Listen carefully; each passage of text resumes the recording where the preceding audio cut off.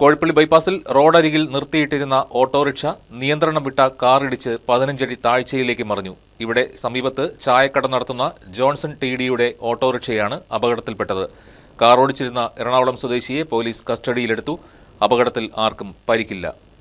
കോഴിപ്പള്ളി ബൈപ്പാസിൽ റോഡരികിൽ പാർക്ക് ചെയ്തിരുന്ന ഓട്ടോറിക്ഷയിലാണ് കാറിടിച്ചത്. ഇടിയുടെ ആഘാതത്തിൽ ഓട്ടോറിക്ഷ 15 അടിയോളം താഴ്ചയിലുള്ള റബ്ബർ തോട്ടത്തിലേക്ക് മറിഞ്ഞു. ഉച്ചതിരിഞ്ഞ് 3 മണിയോടെയാണ് സംഭവം. മൂന്നാർ ഭാഗത്തു നിന്നും എറണാകുളം ഭാഗത്തേക്ക് പോകുകയായിരുന്ന ടാക്സിക്കാർ നിയന്ത്രണം വിട്ട് റോഡരികിൽ പാർക്ക് ചെയ്തിരുന്ന ജോൺസന്റെ ഓട്ടോറിക്ഷയിൽ ഇടിക്കുകയായിരുന്നു. ഇവിടെ ചായക്കട നടത്തുകയാണ് ഇദ്ദേഹം. റബ്ബർ തോട്ടത്തിലേക്ക് മറിഞ്ഞ ഓട്ടോറിക്ഷയ്ക്ക് സാരമായ കേടുപാടുകൾ സംഭവിച്ചു. ഇടിച്ച ശേഷം ഏകദേശം 100 മീറ്ററോളം മുന്നോട്ടു പോയ ശേഷമാണ് കാർ നിർത്തിയത്. ഇതോടെ കാറിന്റെ ടയർ പൊട്ടുകയും ചക്രങ്ങളിലൊന്ന് കേടുവരികയും ചെയ്തു.